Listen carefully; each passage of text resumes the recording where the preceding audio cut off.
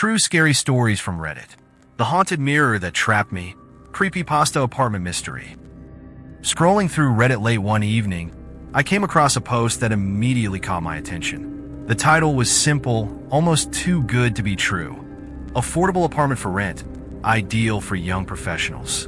Intrigued, I clicked. The post showcased a modest studio apartment located on the edge of the city in a neighborhood that seemed decent enough. The photos showed a slightly worn but cozy space, complete with a kitchenette, a small bathroom, and a single large window overlooking the street below. Best of all, the rent was staggeringly low, a fraction of what similar places in the area charged. At first glance, everything seemed perfect. I was in the middle of a stressful apartment hunt, juggling a tight budget and a job that barely covered the essentials. Moving into a cheap, self-contained space felt like the answer to all my problems. Yet, as I skimmed through the comments, a peculiar pattern emerged. Underneath the usual questions about utilities and pet policies were cryptic warnings. Comments like, "Don't stay past 3 nights," and "Whatever you do, don't look too closely at the mirror," were scattered throughout. A few commenters shared vague anecdotes about people who had rented the apartment and abruptly vanished or left within days, never speaking of their experiences. Others dismissed the warnings as part of a long-running internet hoax. I hesitated, my cursor hovering over the message landlord button. Something about the post gnawed at me, but the practical part of my brain took over. People on the internet love to scare others, I told myself. It's probably just a joke. And besides, I didn't have the luxury to waste time overthinking. The landlord, a man named Mr. Holloway, replied within minutes. His tone was polite, almost overly formal, as if he was eager to close the deal. He assured me the apartment was available and could be ready for immediate move-in. I asked him about the warnings I'd read online, trying to gauge his reaction. There was a pause before he replied with a single line. "You'll find everything to your liking if you follow the rules." When I pressed for more details, he dodged the question, instead emphasizing the convenience of the location and the unbeatable price. I needed the apartment, and at that moment, practicality outweighed my unease. The next day, I signed the lease, handing over my deposit in exchange for the keys. As I stood outside the building for the first time, I couldn't shake the strange feeling that settled in my chest. The structure was older than I had anticipated, its bricks weathered and its windows slightly grimy. Yet, it had an air of character that I convinced myself would grow on me. Inside, the apartment was exactly as it had appeared in the photos, with one exception: a large, ornate mirror mounted on the wall above the bed. It was an odd addition, given the simplicity of the rest of the space. The frame was intricately carved with swirling patterns that seemed to shimmer faintly, even in the dim light.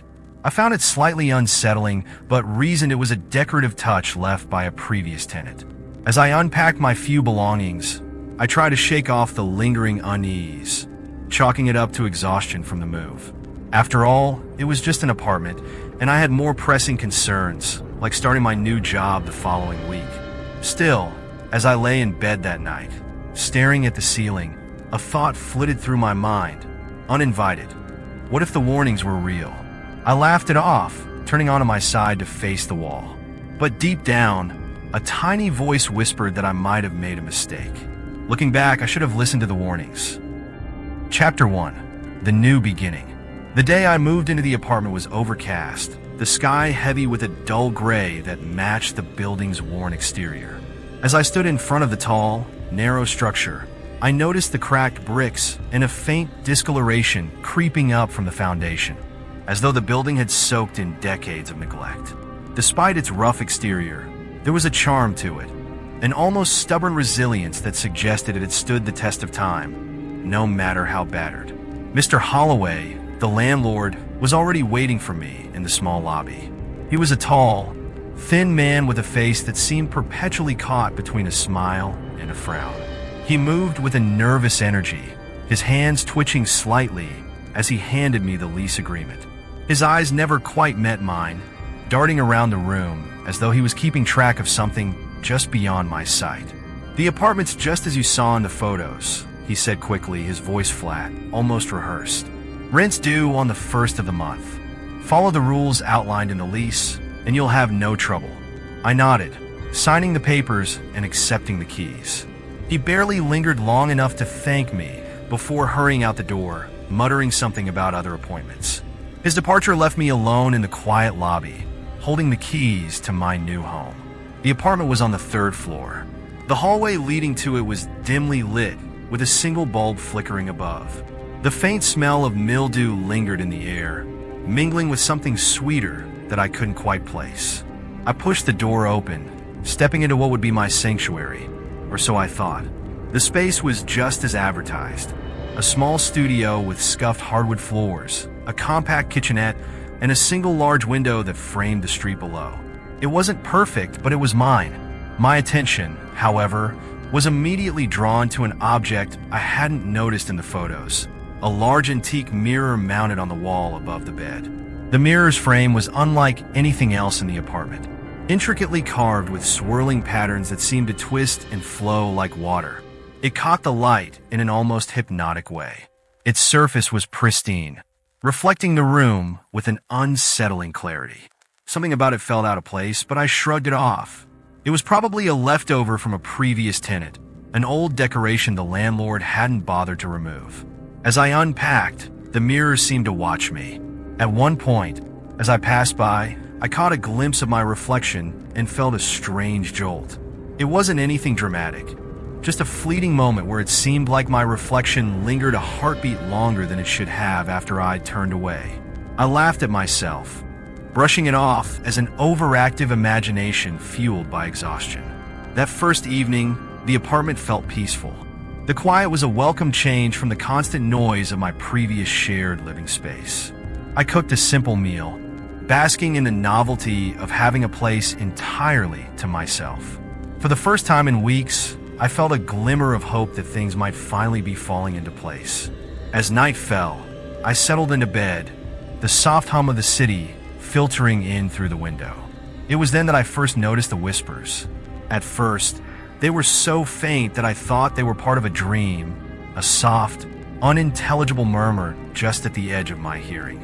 But as I lay there, eyes wide open, the sound persisted.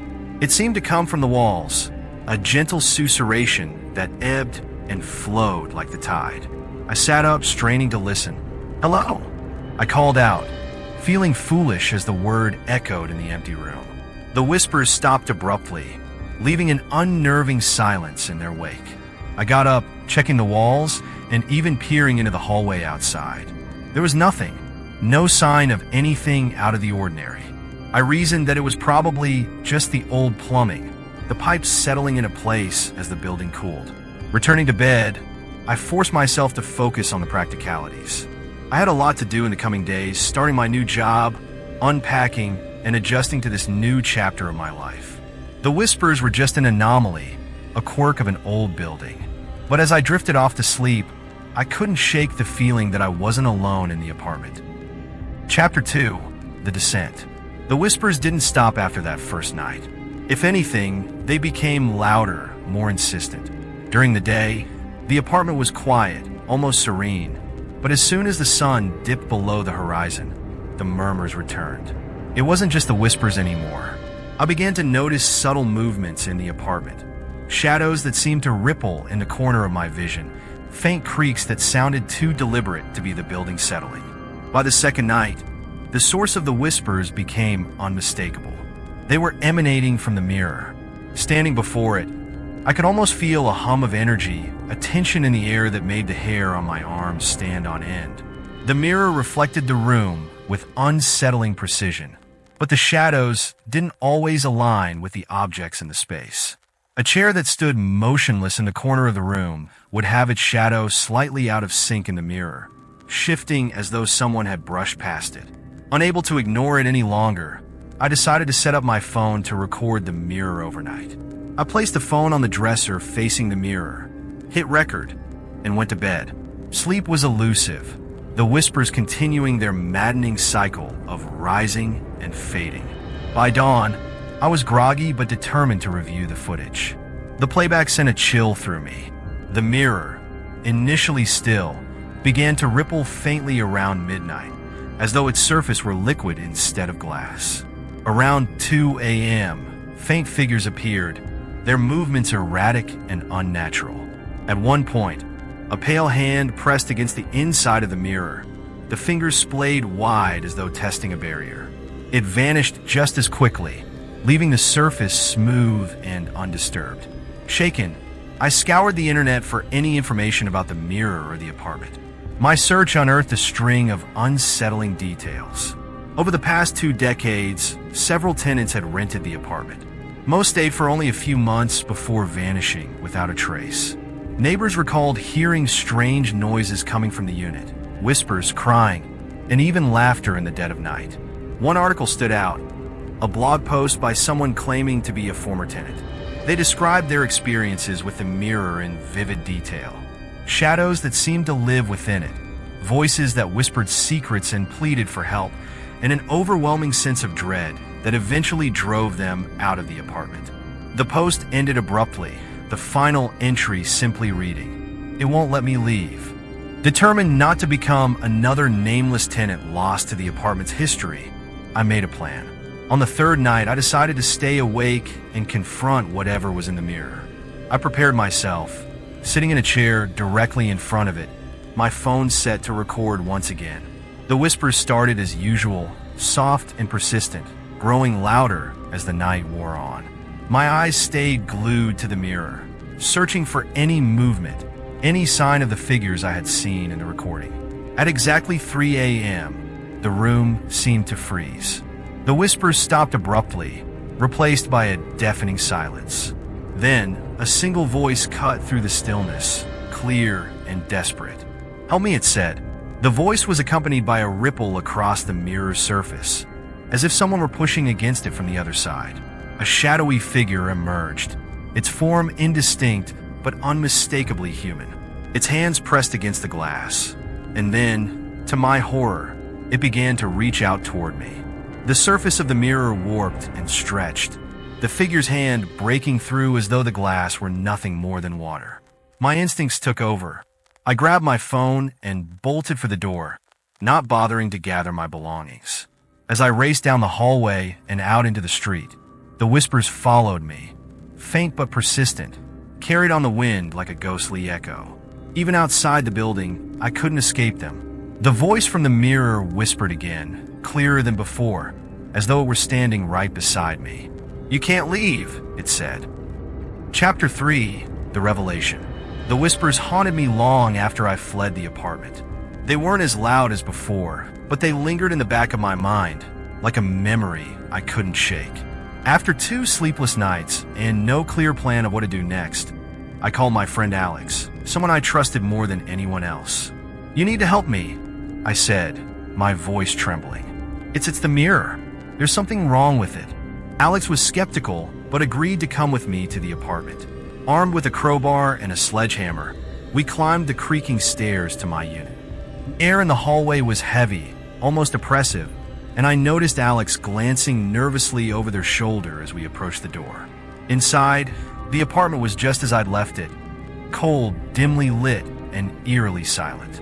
The mirror stood undisturbed in the bedroom, its ornate frame gleaming faintly in the weak overhead light. Alex approached it cautiously, examining its surface.